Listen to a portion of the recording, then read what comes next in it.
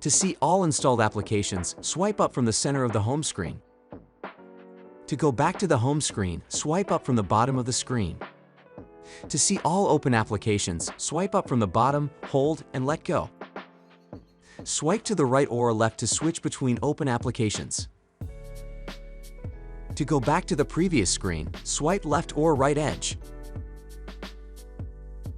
Swipe down from the top of the screen while the device is locked to access the Quick Access panel. Once the device is unlocked, swipe down twice to reveal the full access panel. Swipe down a third time to open the Quick Access panel.